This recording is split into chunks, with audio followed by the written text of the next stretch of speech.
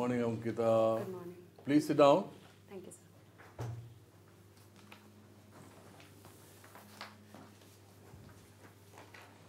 Ankita Agarwal Yes, sir. from Kolkata. Yes, sir. Agarwal from Kolkata. So my father migrated to Calcutta from Bihar after I was born. All right, all right.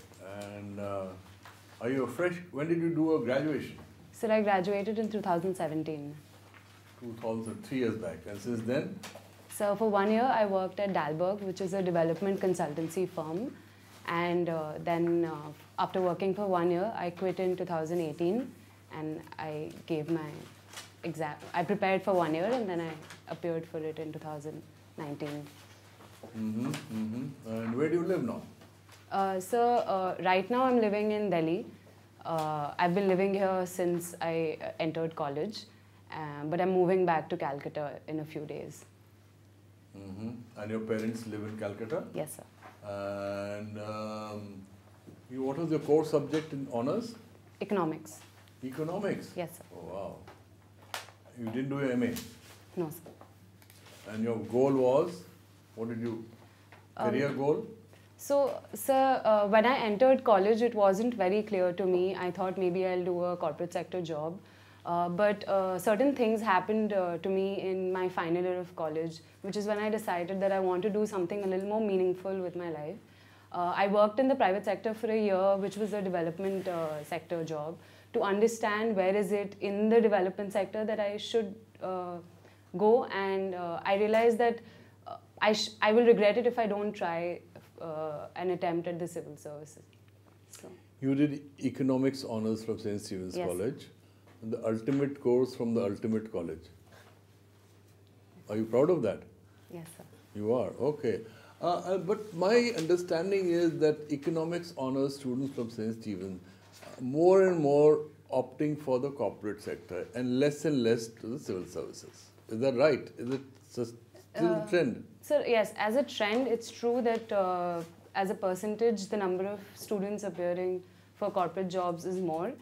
And overall also, I think in Stephens, the pull of the civil services has reduced. It has been low, and they do management and MBAs and that. So my teachers tell me that this was more of the MBA trend was more true, say, 7 years ago. But now the corporate sector is not one monolith. So a lot of people like me, they go for development sector jobs rather than just corporate consultancy. And your first choice is the IAS? Yes, sir. Second is IPS? Yes, sir. And suppose you get allocated to, let's say, Assam Kada. That's okay. That's okay? Yes, sir. All right? Okay. What's your first choice? State? West Bengal. West Bengal. Okay. Highly politicized civil services. That's true, but politics is something that changes every 5 years, every 10 years. My parents will always live there. So.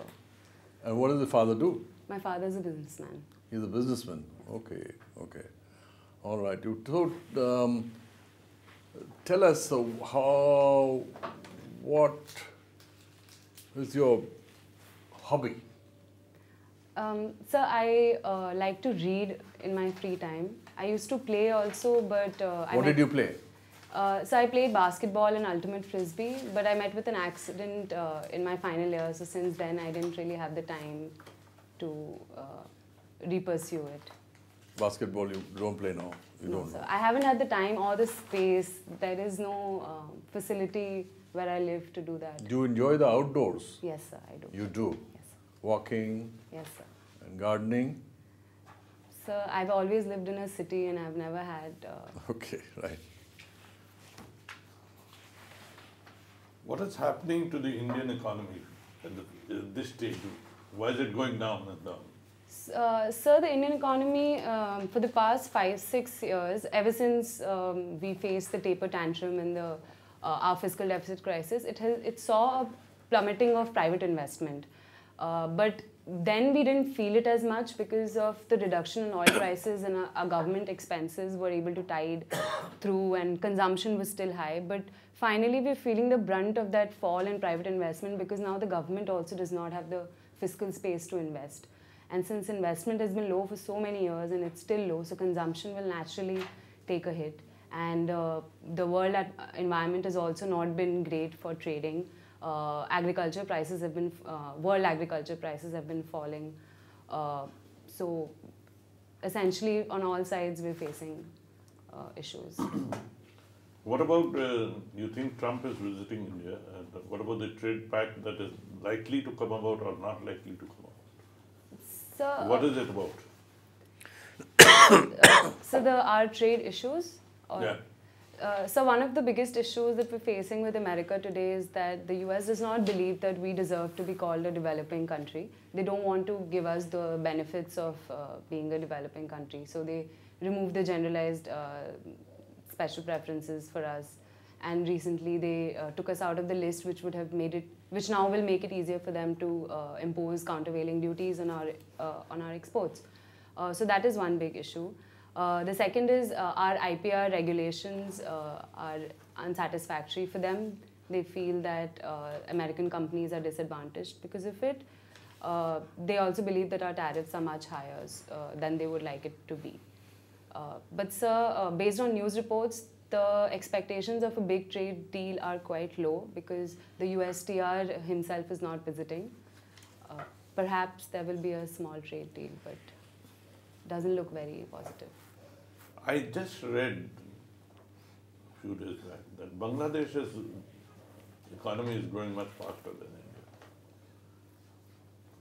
Why are we lagging behind and why is Bangladesh moving so fast? What's happening? So, And what can we learn from Bangladesh, yes, sir. if anything? So there are two aspects to this that I can think of right now. One is Bangladesh has investment in its social sector it has been quite ahead of us in terms of investing in women's health, education. Their fertility rates are quite low. Then things like open defecation, they stopped it much before we could. So in those terms, Bangladesh has been investing ever since its birth. And ultimately, these things pay off, right? So that is one thing that is happening. The second thing, sir, my understanding is that their labor laws are a lot more liberal than ours. So the ready-made garment industry in Bangladesh is thriving. Sir, I've worked in Bangladesh when I was at Dalberg, and I saw it myself that hordes and hordes of women working in the ready-made garment sector because of their liberalized labor laws. So those are the two things that I can think of currently that works for them. How can we learn from them? So one is our labor laws are much more complicated and steps are being taken in that regard. So these things will take time to sort of show their fruit. Second thing is, we really need to step up our investment in health education because still the general population is not well educated, well cared for. We will not have a labor force to employ. So that is something we can learn from them. Tell us something about Skills India program.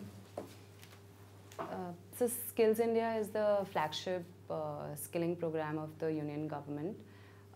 It focuses on both skills and entrepreneurship amongst the young, and there are various models that are subsumed under Skill India.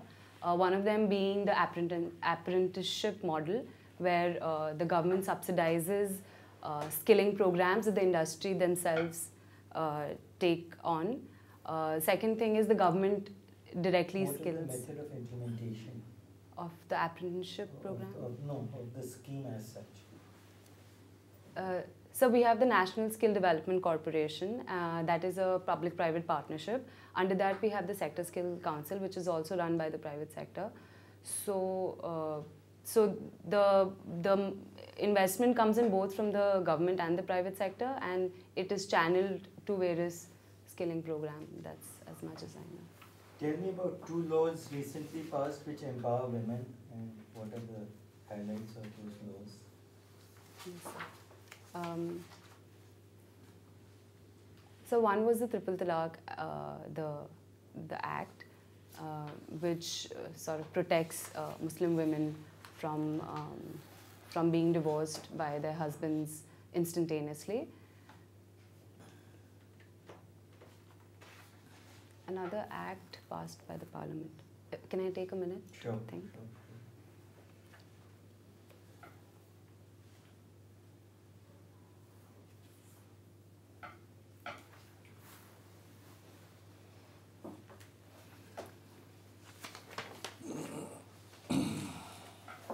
So I can't think of any act. I can think of a few bills that have entered the Parliament. No, but so many acts have also been passed recently. Last decade, I'm using. Okay, last decade. Okay. So there was an act which criminalized domestic violence. The amendments to the criminal law, which essentially which would treat juveniles above 16 years of age will be tried as adults in case of sexual abuse leading to death or vegetative state. So then, That's good enough. Basically, I'd asked about empowering women, so there's no need to give juvenile justice because that is not just women, that is for both, isn't it? Okay, what is your view about lateral entry in the IAS and what has the government done regarding that? so I think lateral entry the idea is positive. The step is positive. It needs to be. So there needs to be a proper policy in place as to how lateral entry will happen. I think that becomes the bigger contention when talking about lateral entry rather than just the idea. I agree with the idea that we need more subject experts in the government, but to ensure impartiality, to ensure depoliticization and no nepotism, there needs to be a proper spelt out policy as to it. It should not be ad hoc. It does not look. It does not reflect impartiality. What has the government done, the present government, with regard to lateral entry? So the IAS? yes, sir. So as far as I know, a few posts were opened up and advertised. How many and which departments? Any idea? So I won't know the exact number. Okay, no problem. Lastly, tell me about child rights and the law which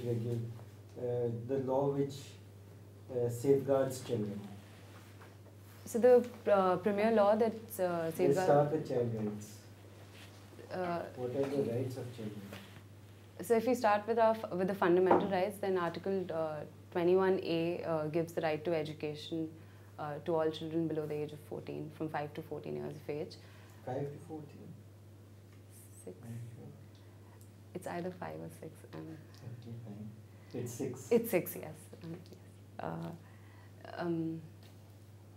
Then, sir, the fundamental right of protection against trafficking is something that impacts children positively, and the prevention of child labour. From where these rights derived? From where they derived? Internationally, from where do they flow? So there's a convention on child rights from which they flow. Okay, and what is the law? The Juvenile Justice Act. Okay. Apart from that, a recent law which has been enacted? So the prevention of crime, POXO. Yeah, it is POXO is right, but is it prevention? Protection of Children. Protection of Children Against Sexual Offences Act. Can you give me a couple of highlights of POXO? Yes, sir. So the POXO, for children who are below 12 years of age who are sexually abused, it allows for death penalty of the perpetrator of the crime. Other than that, it provides for a child-friendly criminal justice process when the victim is a victim of sexual abuse. It details exactly what is sexual abuse of a child, how is it. Okay, good, thank you. Post Second World War, the world was divided into two blocks, the communist bloc and the non-communist bloc. Why of late there's a drift away from communist ideology as such? Why is communism now becoming it's fading away gradually? What are the reasons, would you say? So two aspects to this. One is communism, the way it was propounded by Karl Marx. Like all ideologies, it was adopted by men, but distorted. It was essentially used to establish power. Power became the ideology and not communism. So the way it was adopted, it was delegitimized by what happened in USSR, the way USSR held on to power, and the way Russia functions now. So that is one reason. The second is it can be debated whether or not communism is fading, given that China, which calls itself a communist country, is being seen as a model by a lot of developing countries, a model to emulate. But again, if that is communism, is also something that is being debated. Good.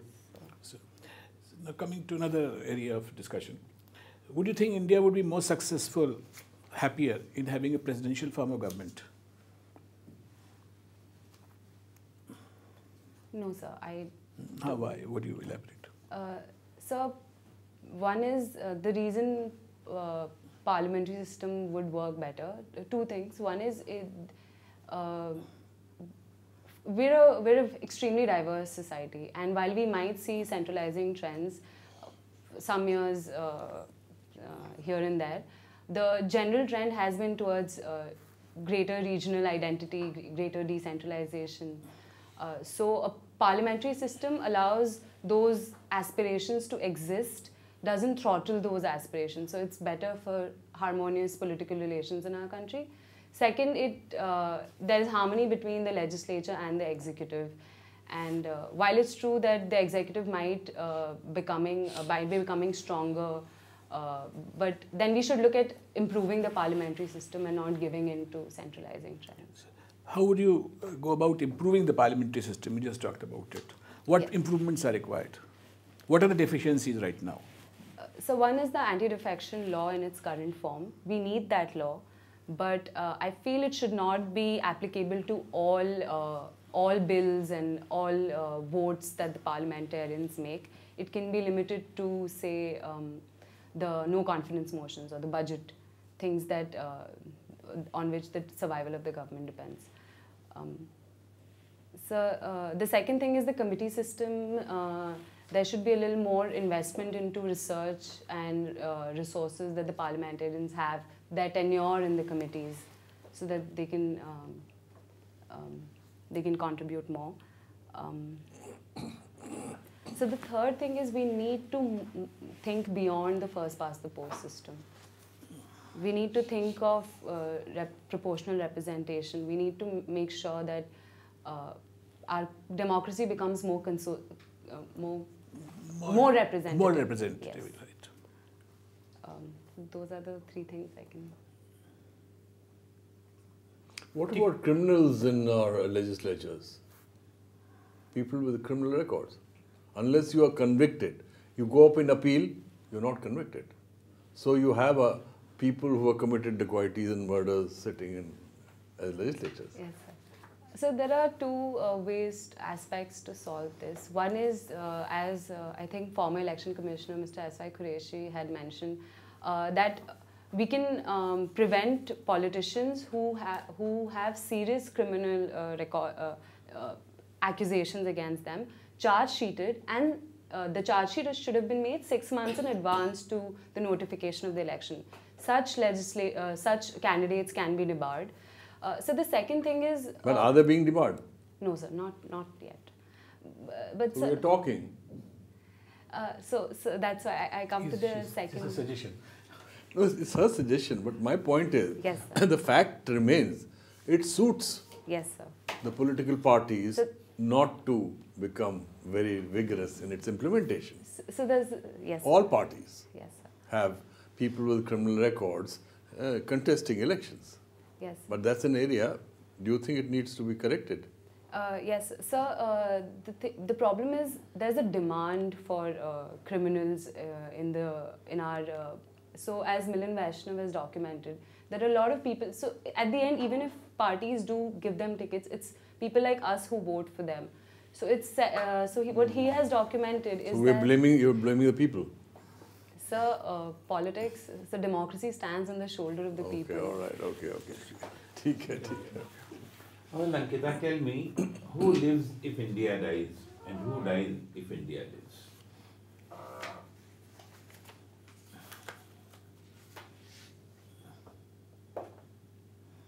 So India is nothing but its people. Pardon? So India is nothing if not its people. The Indians are India and India is Indians. So if India dies, so that is if different the entire diverse population does not recognize as Indians anymore, then what we will look at is perhaps a state of anarchy in Indians means you to say Indian culture, Indian philosophy, and Indian customs and traditions, right? No. So by India, I mean people identifying themselves as India. It's very hard to say what is Indian and what is not. Our culture, our customs, our history is extremely diverse, extremely contested even. So labeling anything as India is probably will exclude a lot of people who believe they're Indians, believe that they're India. But so. Okay. My second question. It's a very vultures are coming. Vultures are coming in the Indian context to speak it, and that too in the present context of the world.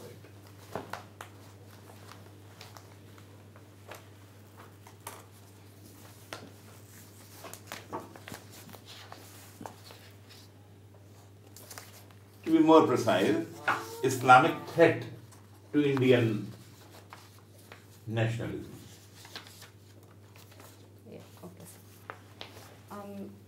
So the biggest, one of the biggest threats to the Indian nation is Pakistan's foreign policy of using terror, non-conventional force against us, because it will be very difficult for them to win a conventional war against us. So this is their state policy, and this policy,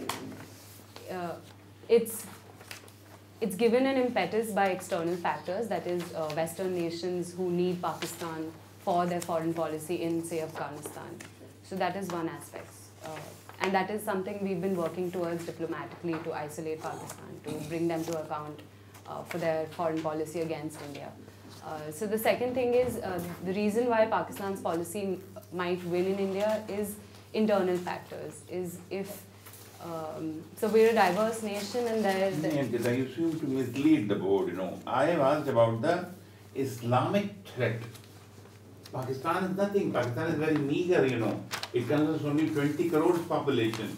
I mean, our UP population is more around 20 crores, right? So I'm asking not about Pakistan, but about Islamic threat to Indian nationalism. Islamic threat consists IS also, and everything.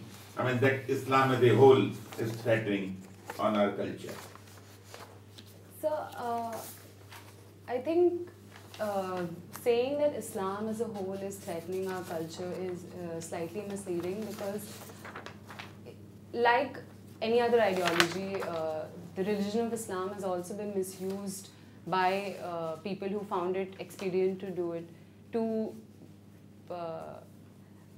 sort of rise up against other religions, other nations. So it's a contest of ideas. If they can propagate a certain nature of Islam, then we can also propagate a certain version of Islam amongst our population, amongst people who we consider as Indians. So it's there is a threat, but that threat can only be countered internally with ideas. Okay, my last question is, what is Jambu Dweep? The concept of Jambu Dweep. So, sir, in ancient Indian thought, the world is seen as consisting of many dweeps, one of which is Jambu Dweep, on which many dweeps, and in those dweeps, one was Jambu Dweep. So that's what I... No. If you are not aware of any answer, then you just say, sir, I am not aware of it. Okay.